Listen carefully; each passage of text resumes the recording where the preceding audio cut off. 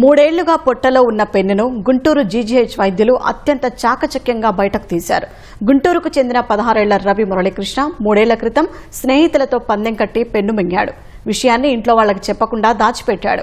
ఏడాది కాలంగా తరచూ కడుపులో నొప్పి వస్తుందని చెప్పగా తల్లిదండ్రులు మురళీకృష్ణకు వైద్య పరీక్షలు చేయించారు.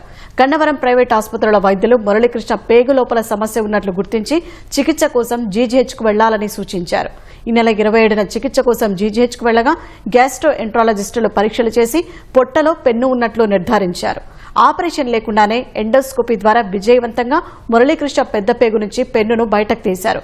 రెట్రోగ్రేడ్ ఎంట్రోస్కోపీ విత్ ఓవర్ ట్యూబ్తో సర్జరీతో పని లేకుండా పెద్ద పేగుల నుంచి పెన్నును తొలగించామని వైద్యులు వెల్లడించారు. మిగతా లోపలికి వెళ్ళిపోయింది, ఇంకా తీయడానికి రాలేదు. నువ్వు బెట్టు కట్టావా వాడు బెట్టు కట్టాడా?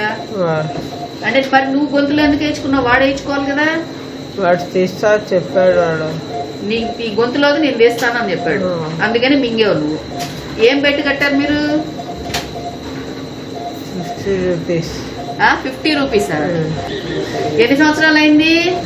3 ఇయర్స్ అయిందా? ఏ క్లాస్ చదువుతున్నప్పుడు? ఇప్పుడు ఏం చెప్తున్నావు? మింగిన తర్వాత ఇంట్లో చెప్పలేదా? చెప్తే తల్లిదండ్రులు భయపడతారు. చెప్పలేదు. అవును, ఎన్ని రోజుల క్రితం చెప్పావు ఇంట్లో? అంత ముందు లేదా నొప్పి? అసలు లేదు. అంతకుముందు ఎప్పుడు భరించా చెప్పలేకపోయా.